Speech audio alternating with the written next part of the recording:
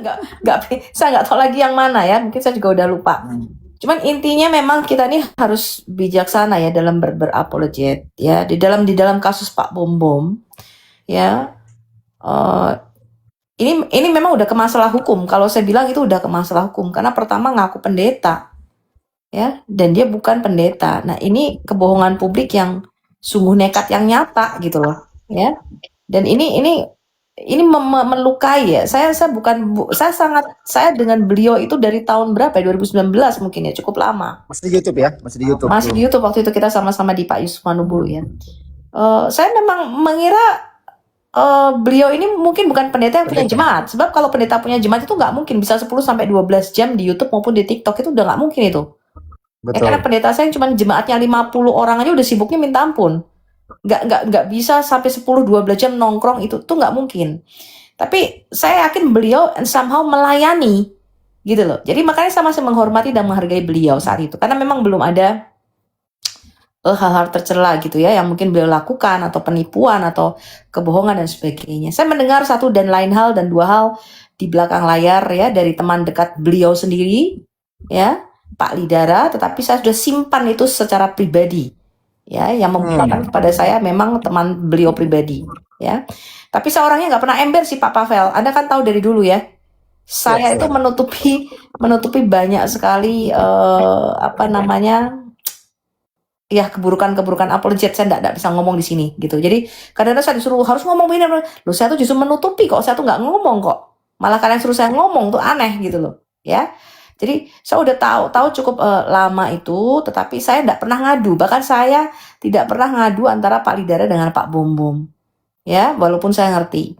Saya tuh banyak tahu Pak Pavel, orang tuh kadang cerita sama saya di belakang layar. Cuman saya nggak pernah expose itu di depan publik ya. Nah, cuman dalam kasus ini teman-teman jangan sampai ada lagi begitu loh ya. Nggak boleh itu perlu satu Pak Bom, dan sampai saat ini saya tidak pernah belum mendengar Pak Bom meminta maaf secara publik ya atas kebohongan yang telah dia lakukan. Betul. Sampai dia mengeluarkan ini loh surat pentasbisan sekolah pentasbisan gereja Alkitab. Nah, ini lebih memalukan lagi teman-teman. Ya, kalau sudah sampai seperti itu mencoreng dunia apologet Kristen kita, dan itu nggak boleh kita biarkan. Ya. Nah, itu harus secara publik beliau harus minta maaf, mau diselesaikan secara hukum atau mau diselesaikan secara damai.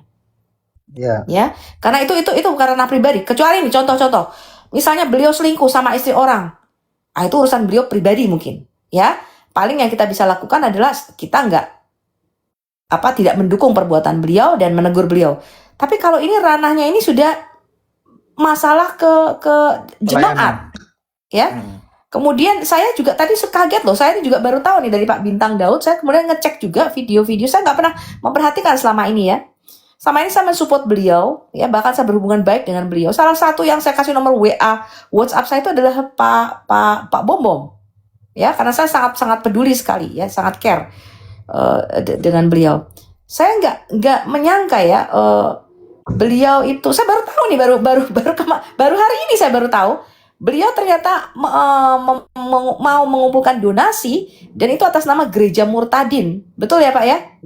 VT-nya ada. Betul. Dia mengatakan ini untuk pembangunan Gereja Murtadin, lalu difoto ke rekening nomor pribadi beliau. Nah, ini kan sudah kebohongan publik ya? Pak Pavel. Nggak bisa Padahal di Papua ya? Kenapa, sorry Pak? Padahal di Papua ya? Padahal iya, tapi itu juga bukan gereja beliau, gerejanya orang itu Pak. Nah, itu dia. Ya, dan kemungkinan ya kalau saya dengar, saya ini kan pendengar di bawah, saya tuh nggak mau sebenarnya yang kayak begini ini ya, karena saya di roomnya Pak Pavel aja. Ya, saya nggak mau lah istilahnya kita harus menegur beliau dengan kasih begitu ya seharusnya. Tapi sampai sekarang ketika sudah diekspos kebohongan ini, saya tuh nggak tahu ya, mungkin seperti Madia gitu, mungkin bedanya agak tebel atau bagaimana ya. Kalau saya mah sudah menciut ini, udah mengkerut gitu ya. Ya, betul. Udah malu lah kita ya. Betul, nggak boleh seperti itu teman-teman gitu loh. Ya. Jadi kita ini harus saling menegur dan saling mengingatkan. Saya juga kalau misalnya sesuatu mengenai Bang Edis dan sebagainya, Anda kadang yang bisa langsung tegur dia atau melalui saya sampaikan ke beliau. Saya bilang kamu nggak boleh ngomong begini. Ini harus kamu klarifikasi. gitu. Atau kamu nggak boleh seperti ini. Dan beliau mau menerima teguran atau kritik itu. Jadi kita ini di sini teman-teman, tim kami apologet di Amerika sini, itu bukan sendirian dan bukan tanpa pengawasan, bukan liar, ya, bukan liar seperti teman-teman apologet lainnya, saya nggak usah sebutkan namanya, ya, yang pelayanan mereka itu atas nama sendiri, tanpa pengawasan, tanpa supervisi. Saya salah ngajar, salah ngomong aja saya ditegur. Salah ngomong sedikit aja, ketika saya salah ngajar, itu sudah WA masuk, saya diundang langsung dalam waktu 2 jam untuk menghadap. Saya bukan sembarang ketika saya itu memberikan satu pengajaran atau satu pandangan, itu saya tidak sembarang gitu loh. Kita ini di sini punya orang-orang yang mengawasi kita, teman-teman, ya, bukan liar pelayanan kita. Nah, itu yang mau saya kasih masukan. Jadi Anda boleh kasih masukan ke Bang Edis. Saya juga kasih teguran ke Bang Edis, ya, di dalam beliau dalam berapologet. Tapi kita mesti pahami bahwa kita ini nggak ada yang sempurna, teman-teman. Tapi kalau ranahnya sudah penipuan, ini yang kita nggak bisa biarkan, Pak Pavel. Kalau cuma sekedar berdebat, beda tafsiran, beda pandangan, saya rasa itu hal biasa, ya, gitu loh. Betul. Tapi kalau penipuan, mengumpulkan donasi atas nama saya mau bangun ini gereja Murtadin, lah itu bukan gereja Murtadin, itu gerejanya orang, ya, gitu loh. Betul. Nah, ini kalau menurut saya ini parah. Ini kasus terparah, ya, teman-teman, ya. Selain kasus-kasus lainnya tentu saja, ya, perselingkuhan yang sudah dibongkar dan sebagainya. Ini terparah ini, teman-teman. Ini parah gitu loh. Karena Pak Bom ini adalah salah satu apologet Kristen yang ibaratnya adalah yang kita hargai dan kita hormati, ya. Jadi kejatuhan beliau ini jatuh yang cukup dalam. Kalau saya jadi beliau, saya doa puasa 40 hari 40 malam, teman-teman, seperti Tuhan Yesus, ya, menyingkir ke padang gurun, ya. Jadi ini parah, ya. Ini parah banget ini, ya. Dan itu nggak bisa kita biarkan karena itu berhubungan dengan publik, ya, dengan ranah publik, ya, dengan jemaat Tuhan, gitu loh, ya. Nah, saya nggak tahu lagi lainnya. Kalau beliau memang belum mengklarifikasi hal itu, ya harus dari gereja GKIA, ya, Gereja Kristen Alkitab Indonesia, yang mengambil satu langkah. Aku rasa begitu, ya, Bintang Daud. Aku rasa itu harus, karena dia membawa nama gereja. Sudah Bu. Bu. Nanti dipanggil lagi Bom untuk yang kedua kali. Ya, itu harus ada langkah, Karena apa? Dia sama sekali nggak minta maaf loh, ya. Iya, betul. Dengan semua yang sudah terbongkar di situ, gitu, ya. Yang kedua, bukan hanya sebenarnya, kalau kita lihat Pak Bom kata gereja cuma sebulan sekali, jarang-jarang katanya, ya. Bahkan gereja setahun sekali. Setahun sekali Bu. Setahun sekali ke gerejanya. Iya Bu. Nah, sebenarnya bukan hanya beliau, ada beberapa apologet lainnya juga yang mungkin jarang ke gereja, cuma saya nggak mau ngomong, gitu loh. Tapi kalau ngomong ya begitu, 1 kali 24 jam itu firman Tuhan dari Kejadian 1 sampai Wahyu 22, Pak Pavel, keluar semua. Nah, jadi itu yang mau saya benahi, gitu, ya. Nah, saya rasa memang perlu banyak pembenahan diri, ya, di dalam dunia apologet ini. Tetapi ya inilah bagian dinamika, ya, kita nggak bisa menghindari hal seperti itu, ya. Saya juga nggak mungkin juga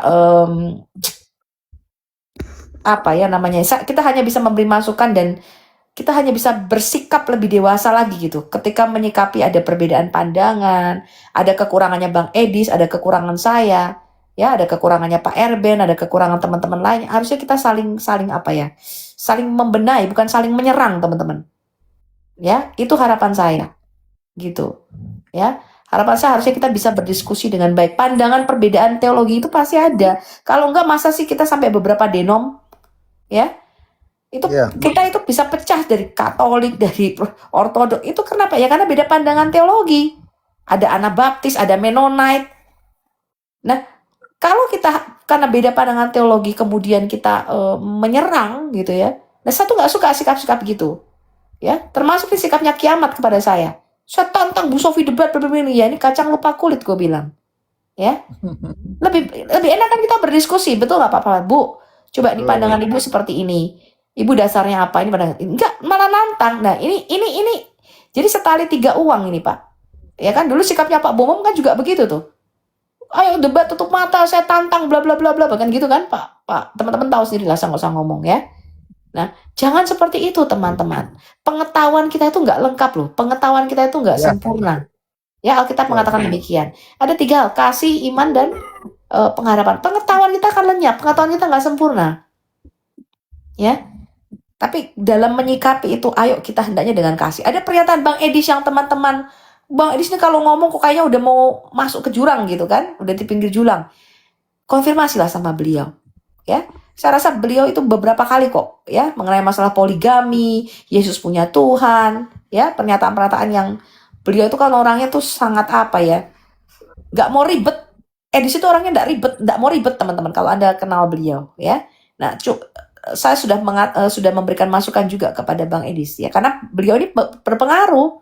Pernyataan itu bukan hanya pernyataan beliau secara pribadi, teman-teman. Saya kan sering ngambil contohnya ya Pak Pavel, yang masalah Yesus punya Tuhan itu yang sekarang menjadi polemik. Nanti yang akan kita bahas juga. Pak Diki Ngandas menyatakan itu 5 tahun lalu, nggak heboh tuh Pak Pavel? Betul. Kok Bang Edis baru ngomong sudah heboh. Nah, ini karena mungkin beliau influencer ya. Saya sangat mengerti itu. Jadi kita harus bisa bijaksana melihat ini, teman-teman. Ya, kita harus bisa bijaksana. Ada kesalahan dari Bang Edis juga, ada kesalahan dari saya juga. Jadi teman-teman harus kita saling mau dikoreksi. Jangan sampai kita tuh jadi sombong rohani, teman-teman.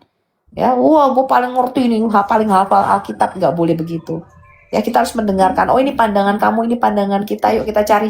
Walaupun kita mungkin sepakat untuk tidak sepakat, ya sepakat dalam perbedaan, tapi paling nggak kita saling menghargai, gitu. Karena tujuan kita ini kan jiwa-jiwa, tujuan kita ini kan memberitakan Injil kebenaran kepada Muslim, itu kalau saya ya. Nah, jadi supaya kita ini saling lah teman-teman, jangan seperti itu sikapnya gitu ya. Nah, kesombongan ini nanti bisa buat jatuh dan udah terbukti, ya. Nah juga teman-teman ini, saya tuh nggak tahu ya Pak Pavel, kenapa teman-teman ini kok sukanya jual data orang? Ya, suka, oh ini membuka, oh ini datanya namanya ini, alamatnya di sini, kok bisa begitu ya? Saya baru heran loh. Jadi gini Dan itu, Bu Sofiatul, satu, kita ini kena virus kuman Batak, SPGR, ya. Yang kedua, kita tuh pengen jadi salesman tapi nggak punya kemampuan, jadi ya begitulah, jadi salesman yang gagal. Itu aja dari aku untuk adikku yang baik, Ibu Sofiatul. Aku izin turun dulu karena mempersiapkan ini ya.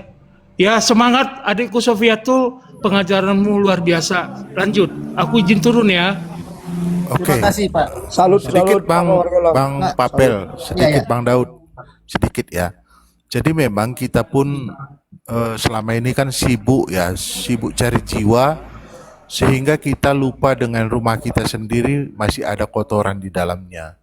Jadi memang harus ada juga orang yang mau dan berani membersihkan di rumah sendiri ya. Jangan nanti kita sudah banyak dapat jiwa, taunya di rumah kita sendiri masih kotor gitu, banyak kotorannya. Itu kira-kira tambahannya. Betul Bang. Bukan rumahnya yang dibakar Bang ya. Bukan Bang, bukan.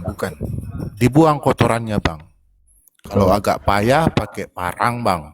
Kalau agak payah dia udah besar, misalnya tumbuhan duri atau apa sih, itu pakai parang pun boleh Bang. Dan tapi dibakar dalam Oke. api. tapi begini sih teman-teman ya. Saya melihat dalam kasusnya Pak Bung Bung ini, saya tuh sangat sedih banget loh. Antara kecewa, antara sedih dengan beliau, antara kok beliau bisa begitu dan mengkhianati saya juga beliau ya.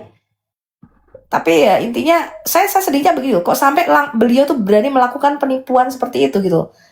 Yang saya dengar ya, beliau men-scan surat pentasbisan dari pendeta lainnya dan kemudian namanya diganti menjadi Daud Tandi Kandek, menjadi nama beliau. Ini kan dan kemudian ditunjukkan ke publik, dipertontonkan seakan-akan dia ditasbiskan menjadi pendeta. Ini artinya ketika beliau melakukan itu menjadi kemaluan kita bersama gitu teman-teman. Jadi presiden buruk Bu Sophie. Presiden Itu buruk menjadi di dunia kekristenan ya? kita. Kok saya nggak habis pikir ya, beliau yang katanya mendapatkan penglihatan, sering bernubuat gitu kan, katanya ini beliau antara setengah karismatik setengah dukun mungkin atau setengah paranormal, saya nggak tahu ya. Jangan sampai kita saya orang karismatik ya, tapi jangan sampai kita ke arah paranormal ini ya, ke arah dukun. Itu melakukan langkah seperti itu saya tuh nggak habis pikir loh kalau itu benar. Berarti itu surat pentasbisan palsu yang beliau tunjukkan. Itu saya nggak habis pikir beliau sampai berani melakukan itu loh teman-teman. Itu yang saya sangat-sangat sedihnya begitu. Sangat-sangat Saya nggak tahu lah, perasaannya campur aduk antara sedih, kecewa juga, nggak menyangka. Dikatakan gini loh Bu Sophie, bahwa dia sudah menjual jiwanya kepada iblis. Itu ada. Siapa yang ngomong gitu?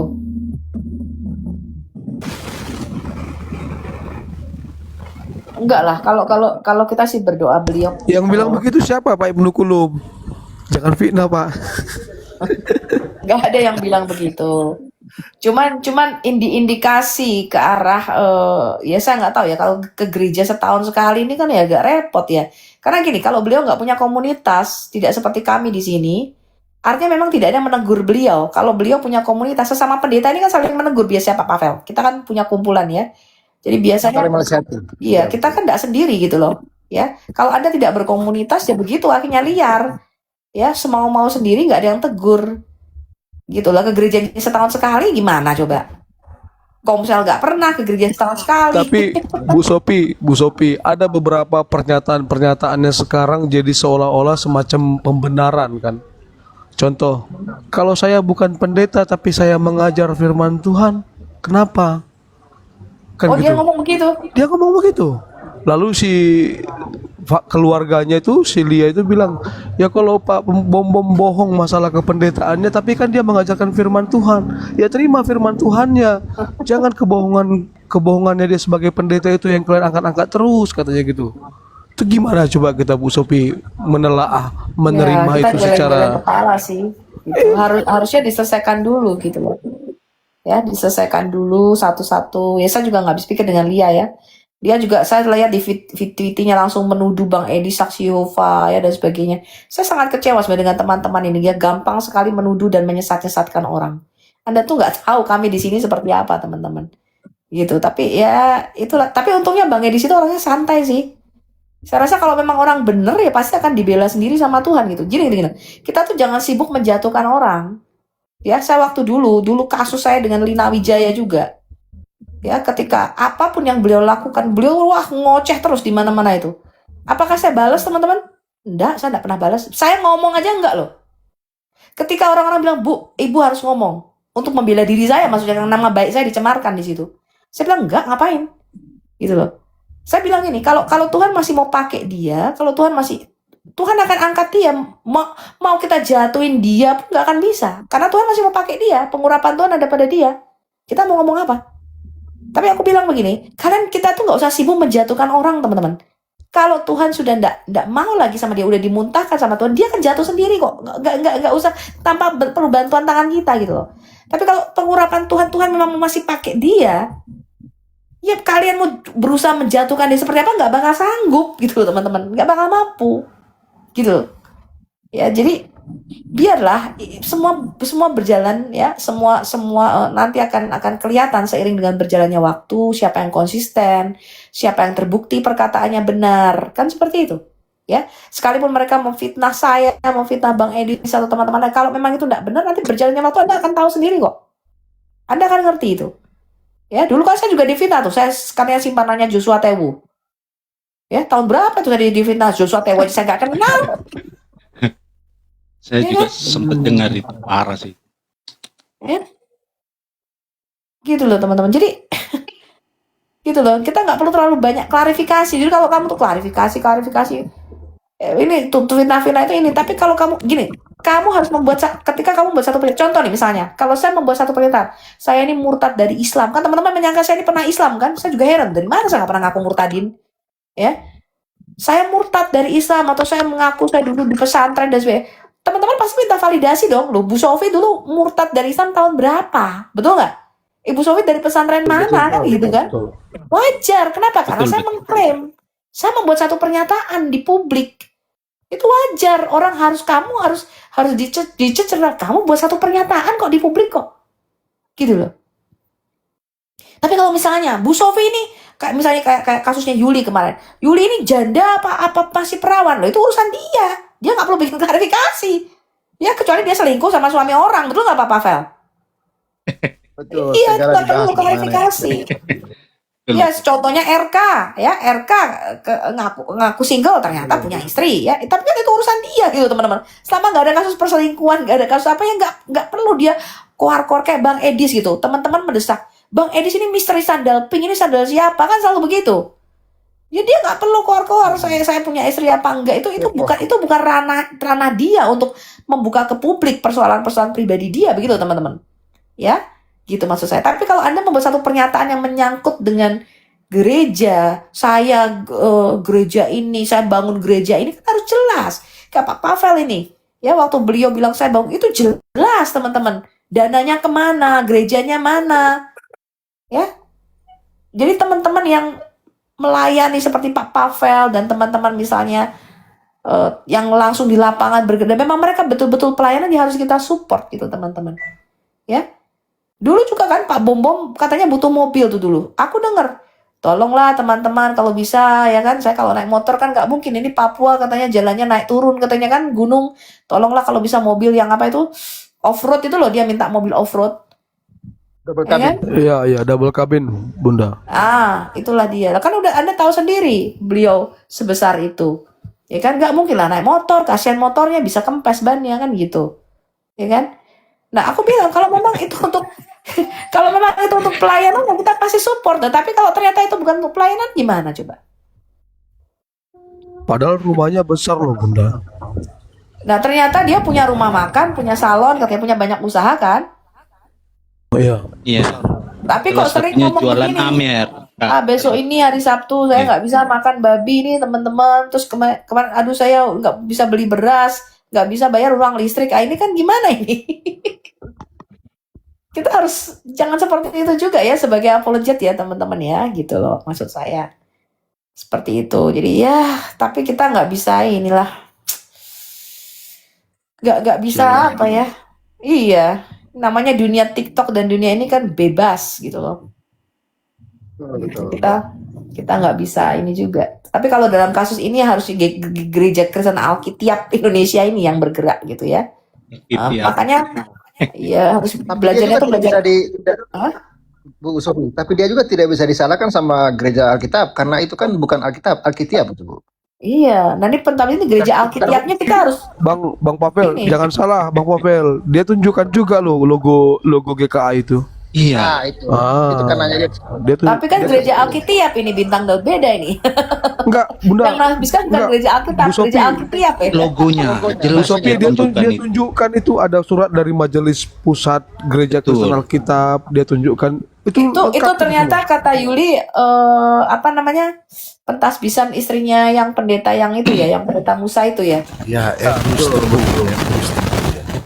Terus namanya di tip X gitu, diganti nama dia gitu. Diedit. Enggak. Kan dia kan ada editor di sana. Dibikin template, Bu, dibikin template kan.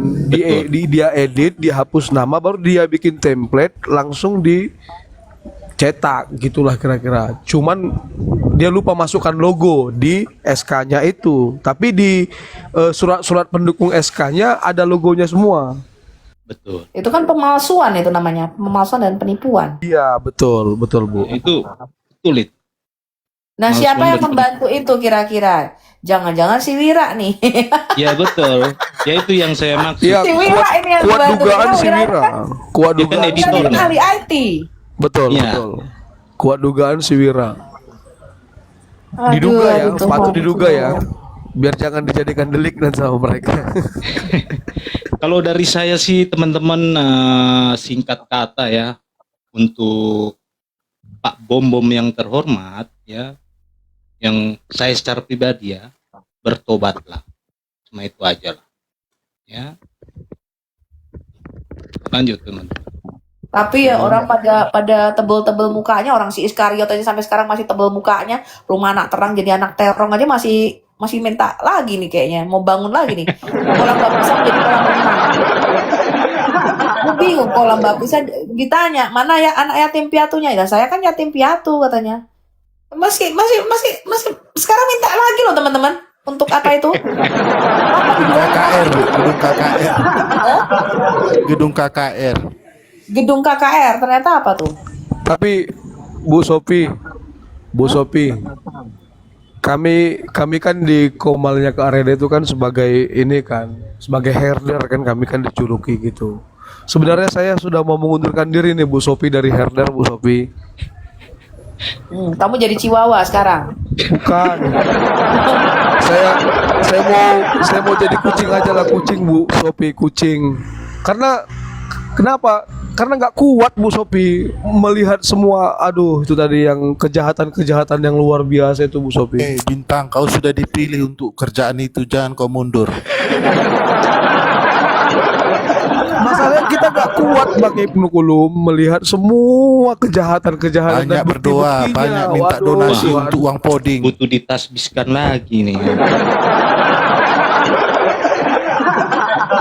Ya tapi kalau aku bilang ya, aku berkali-kali itu juga di Jambak gitu ya, di Komalnya PG, di Komalnya Bu Reda. Aku sebenarnya nggak mau terlibat hal yang kayak begitu. Pertama, aku tuh kan bukan saksi mata gitu loh, ya. Bukan seperti Yuli misalnya langsung begini-begini. Aku kan mendengar dari bawah gitu. Tapi aku kan menilai.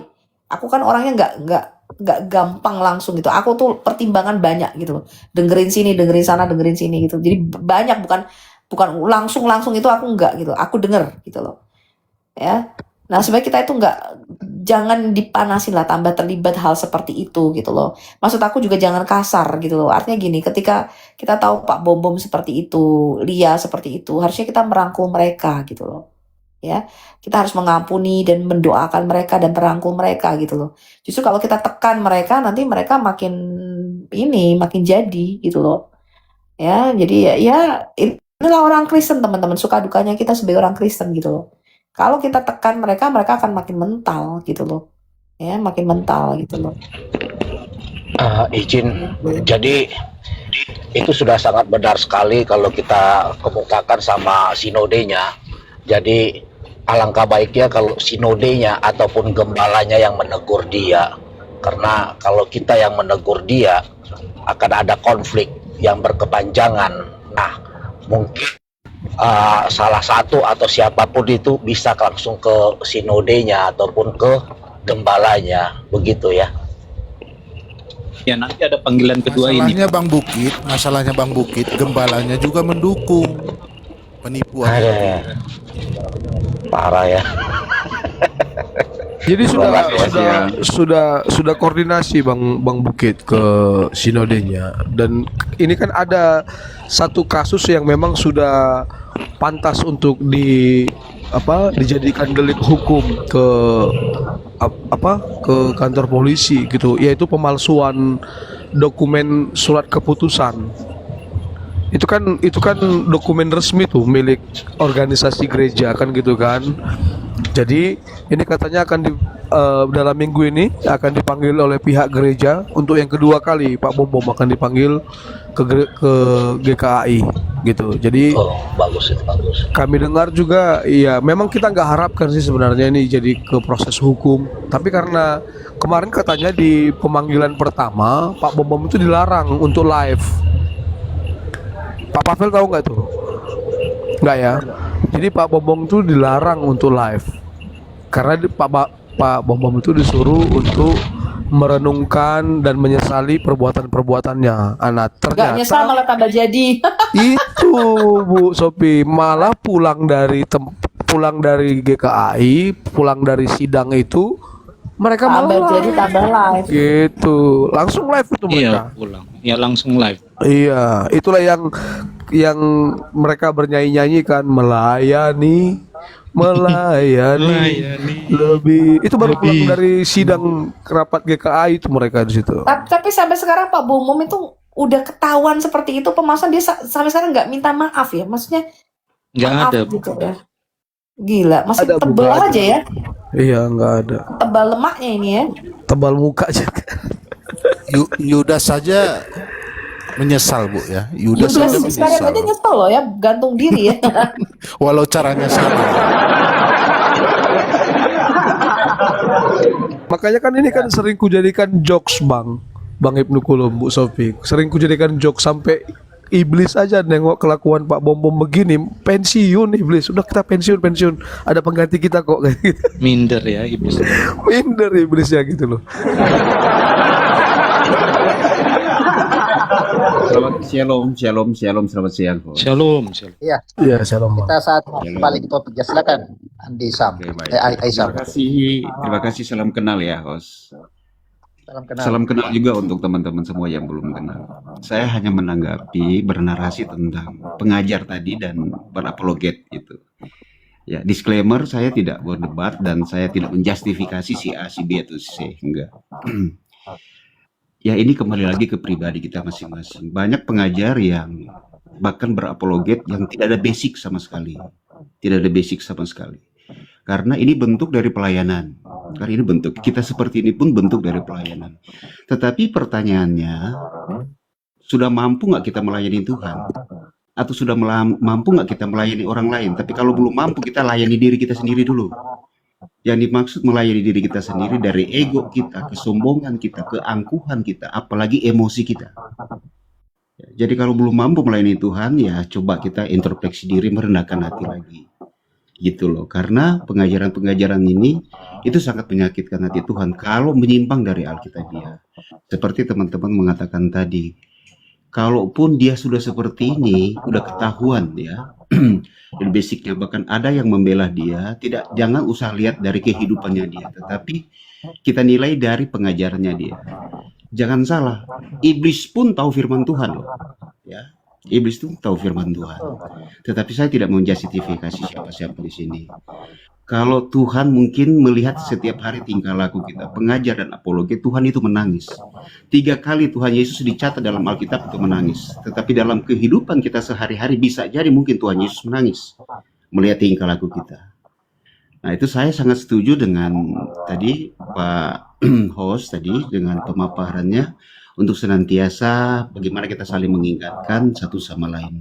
Ya, saling mengingatkan untuk sekali senantiasa berintrospeksi diri. Karena kita bawa firman Tuhan ini, kalau kita tahu mungkin sama-sama di mana itu? Matius 7 ya, 21, 22, 23. Kalau firman Tuhan itu mungkin bermetafor seperti ini. Tuhan tidak melihat sehebat apa kita menyampaikan firman Tuhan. Tuhan tidak melihat sehebat apa kamu menyampaikan atau menguasai firman Tuhan. Tetapi di situ Tuhan mau tahu sampai di mana kita melakukan firman Tuhan. Karena jangan sampai kita punya motivasi, karena banyak sekarang berhala-berhala modern dengan menyampaikan firman Tuhan. Punya kebutuhan pribadi yang ingin dia cari, yang ingin dia capai dengan menyampaikan firman Tuhan. Bisa jadi loh, iblis bertanya, sudahkah kamu menipu Tuhanmu hari ini? Jangan sampai masih syukur puji Tuhan kalau iblis bertanya. Tetapi jangan sampai Tuhan yang bertanya, sudahkah kamu menipu saya hari ini? Hati-hati, itu warning. Itu warning buat kita. Kalaupun kita punya basic ya, teologi atau kita punya basic secara akademis, teologis juga, atau mungkin kita sudah menguasai secara historis, tetapi kalau tidak ada kerendahan hati, sia-sia semuanya. Itu sia-sia semuanya. Karena firman Tuhan juga 1 Petrus 4 ayat 18, minta tolong mungkin Bang Host bisa bacakan. Sabar, saya ambil Alkitab dulu, tadi sudah diambil anakku. Sabar.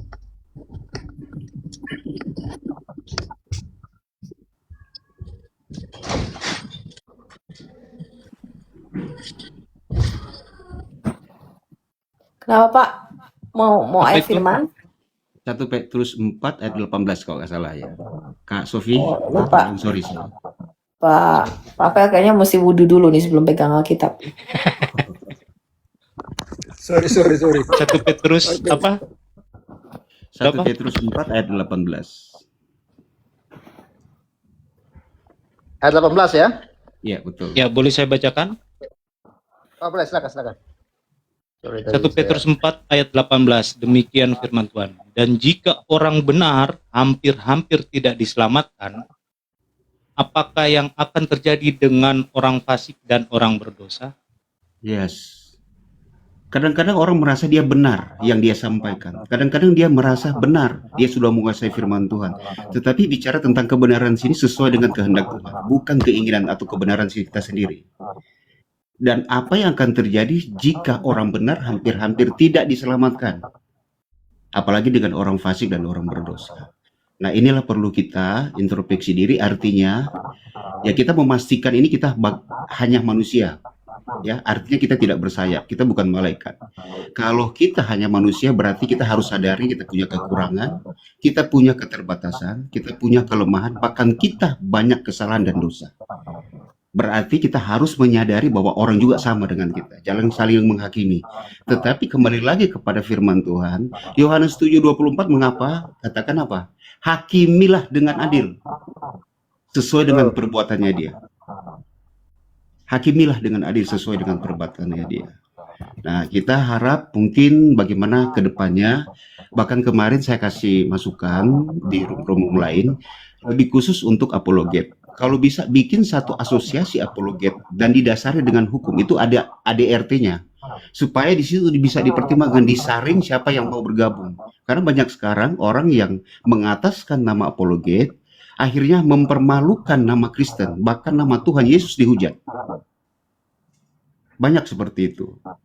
Kalau bikin asosiasi apologet mungkin ya, dan itu kan bisa disaring. Mana yang layak, yang pantas, berkompeten untuk masuk dalam dunia apologet. Supaya betul-betul terorganisir. Biar tidak mempermalukan Kristen sendiri. Atau nama Tuhan tidak dihujat, dihina. Gitu. Tapi kembali lagi kepada diri kita sendiri, bagaimana menjadi pribadi yang baik. Usahakan berkualitas raja tetapi berhati hamba. Kalau kita menyampaikan firman Tuhan, ada kerendahan hati. Untuk sementara itu dulu, Kaos. Terima kasih, Tuhan berkati. Iya, sedikit Bang Aisun ya. Itu mungkin bisa seperti yang dikatakan Bu Sophie kalau kita di luar negeri.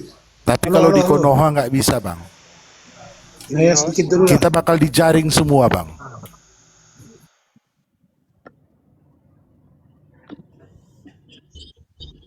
Ya lanjut Ari, lanjut. Ya, salam kenal ya. Terima kasih semuanya. Kita bisa berjumpa di room TikTok ini ya. Pada prinsipnya saya tidak membela siapapun juga di sini. Kita sama-sama pengguna TikTok aja, dan ada saudara-saudara yang sudah berapologetika cukup lama, ada yang masih baru dan seterusnya seperti itu. Ya memang sangat disayangkan kalau ada peristiwa seperti ini ya, seperti itu. Jadi ya secara pribadi saya sangat menyayangkan. Oleh karena itu saya pingin aja mungkin sekedar mengetahui ya sampai sejauh mana penanganan dari lembaga gereja yang bersangkutan. Katanya sudah dipanggil, ternyata masih begitu juga. Nah, apakah lembaga gereja itu lembaga gereja yang secara sinodal itu dia memang sistem sinode itu sinode murni kuat seperti gereja Protestan tua, atau di dalamnya ada unsur-unsur sinode yang otonom atau independen? Karena ada sinode-sinode yang otonom dan independen nama sinodenya, tapi gereja-gereja bersangkutan itu lokal, dia mengatur dirinya sendiri dan gembala di situ dia punya otoritas, dan ada jemaat-jemaat di dalam gereja itu yang punya pengaruh, sehingga walaupun ditegur seperti itu juga tetap tidak mau. Nah ini bagaimana tim ini Bintang Daud bisa menjelaskan? Minta tolong, terima kasih. Halo Pak, Ya, kedengar suaranya? Iya. Nanti Bapak nangkring aja nanti di channelnya Bunda Reda. Nanti di sana dijelaskan lebih mendalam ya. Iya, betul itu. ya, karena kalau kita bilang sinode, kalau sinode, saya pendeta ya, saya pendeta GKIN sama dengan Esra Soru, kita ada sinode yang mengatur karena ada kode etiknya dan seterusnya. Nah, tapi kalau ada sinode yang otonom, jemaat-jemaat masing-masing kayak Pantekosta, mirip-mirip Pantekosta, walaupun ada kode etik, kadang-kadang kode etiknya tidak berfungsi karena lebih kepada jemaat lokal. Nah, kalau gembala di jemaat lokal itu juga tidak menerapkan kode etik, nah dia problematika karena mungkin dia berhadapan dengan jemaat-jemaat yang punya GKIN itu Bang Ari alirannya apa ya? Mohon maaf.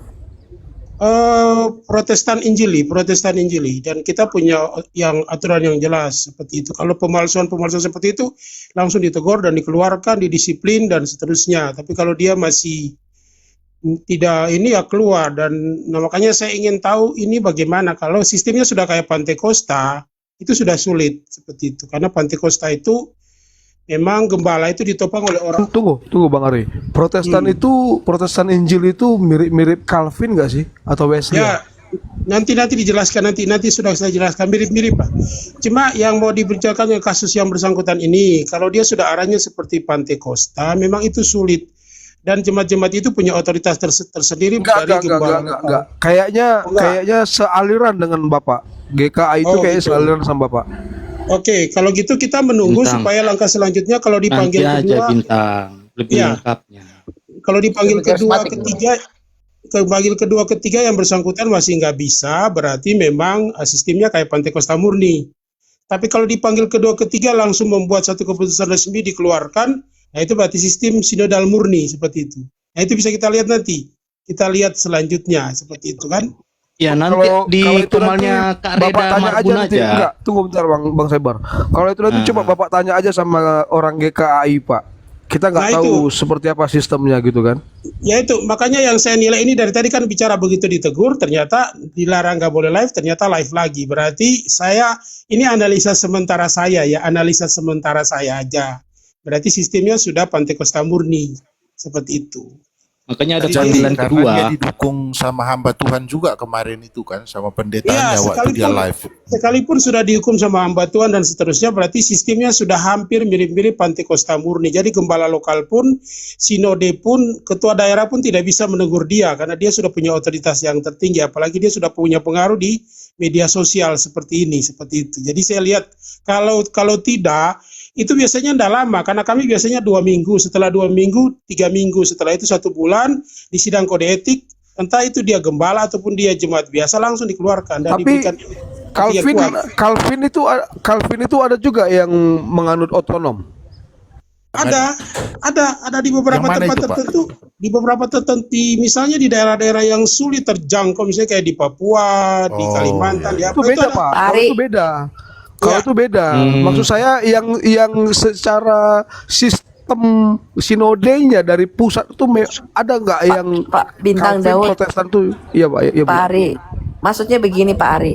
Pak bom itu bukan masalah dikeluarkan dari sinode Pak. Orang dia ke gerejanya setahun sekali, cuman simpatisan Pak. Mau dikeluarin, masuk jadi jemaat aja belum. Ya itu Itu masalahnya di problemnya situ, Pak. Bu. Masalahnya di masalahnya situ di- gimana mau dikeluarin dari sinode ke gereja aja kagak Pak. Gimana sih Bapak? Nah, masalahnya di situ, Bu. Kalau dia hanya jemaat lokal, harusnya penanganan tidak sampai kepada sinode, harus di gereja lokal saja. Nah, gembala lokalnya yang harus punya otoritas untuk mengatur seperti itu. Tapi kalau gembala lokalnya tunduk kepada dia, sudah ditegur tapi masih juga live, itu di situ masalahnya yang kita harus cari. Kenapa? Seperti itu. Berarti dia tidak tunduk kepada gembala lokalnya. Seperti itu. Karena dia datang ke gereja cuma 1 tahun sekali. Seperti itu. Gimana mungkin mau menjadi seorang pengajar Jadi begini Pak Ari, dia itu ada kemungkinan kerjasama ya dengan satu pendeta yang gerejanya difoto itu yang katanya dia minta donasi. Karena kemungkinannya ada urusan duit di belakang ini gitu loh Pak. Gitu loh. Jadi ada urusan duit. Kalau Itu Pak yang sulitnya di situ Pak. sudah begitu ya memang Iya ribet ya Pak. itu Hukum ini urusannya Pak. Sinode paling bisa di pemalsuan dokumen itu aja. Nah, dokumen resmi. Dokumen Di resmi itu resminya dalam bentuk berjalan. SK Kalau itu teguran SK. tidak berjalan, mereka bisa memainkan di ranah hukum mengenai pemalsuan dokumen gereja itu aja. Itu berat sih. masalahnya bisa sejauh itu dia punya pengaruh untuk meminta kepada orang yang bersangkutan yang punya dokumen itu lalu dipalsukan. Itu yang jadi problemnya. Kok bisa orang itu tunduk memberikan kepada dia lalu dia palsukan itu loh, seperti itu. Ya makanya dua-dua kena gitu Pak. Kerjasama mungkin Gereja Pak, Itu di dua-dua dalam bisa kena Pak. pendeta lokalnya tidak tahu. Ya makanya apakah pendeta lokalnya tidak tahu? Apakah pendeta lokalnya itu memang berkompromi? Itu yang kita Itu semua Iya, jika sudah iya. terkuak semua kan yang terkait semua itu pasti kena semua. Iya, justru Ya dia itu. kerjasama kompromi Pak sama pendeta lokal. Iya. Iya. Tapi nanti Makanya, gini Pak Ari, follow saya. Nanti kalau kita mau bahas lebih dalam, Iya, ya kan? betul.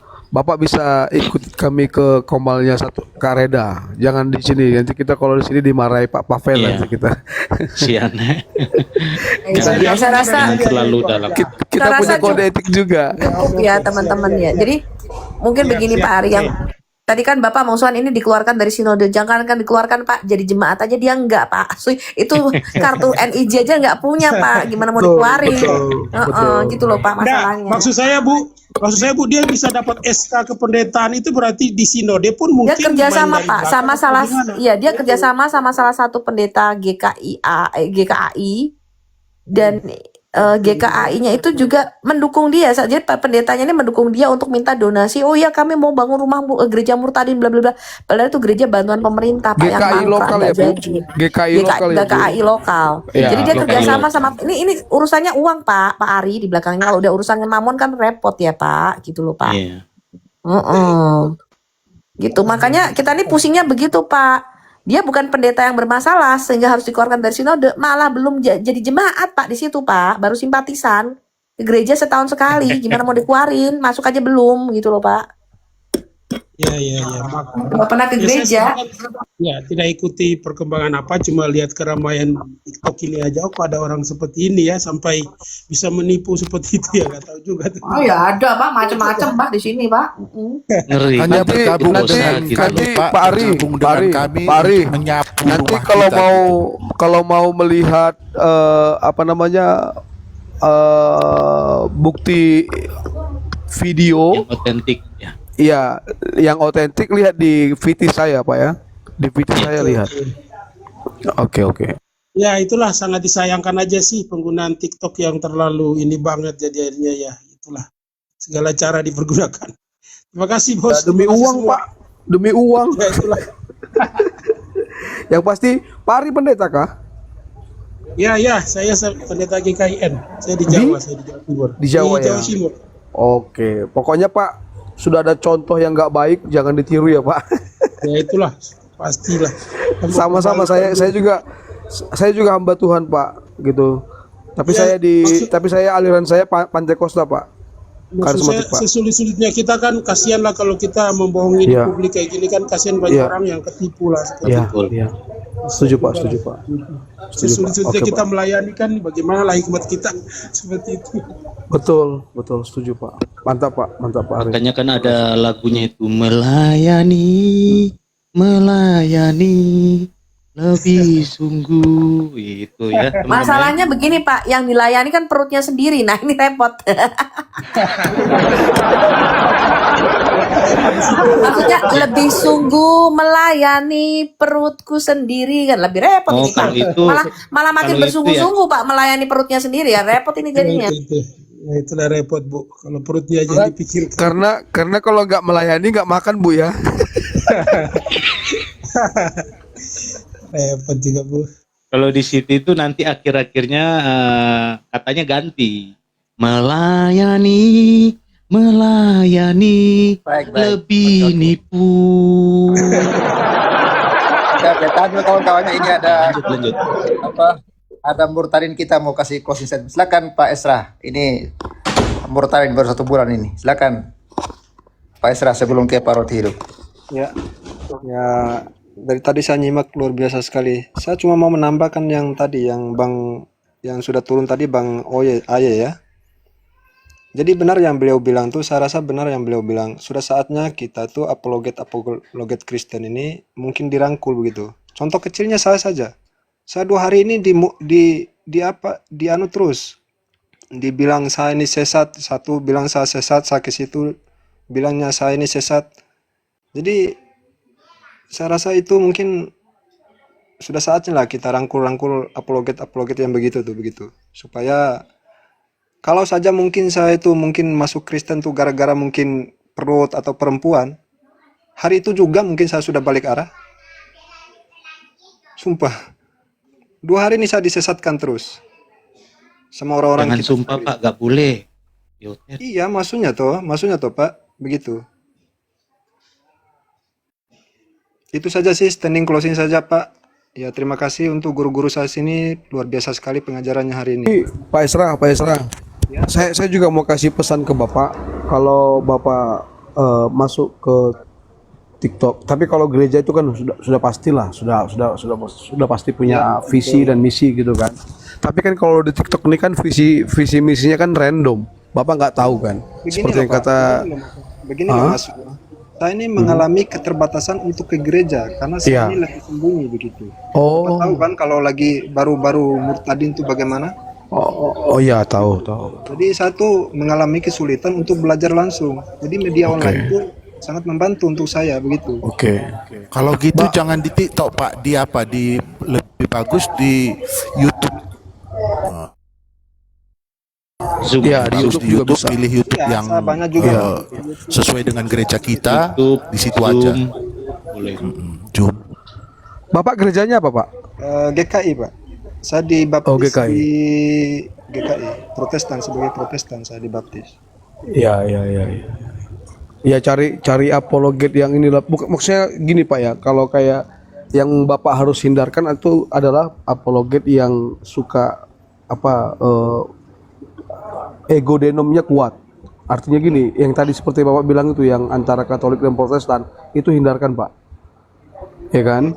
Yang kedua, apologet tadi yang sudah kita sampaikan sudah kebongkar kebohongannya, gitu kan? Jadi gak usah didengar lagi Pak. Gitu. Jadi selain itu Bapak bebas berselancar mau apologet Katolik, Ortodoks, karismatik, Protestan, bebas. Iya, iya. Gitu.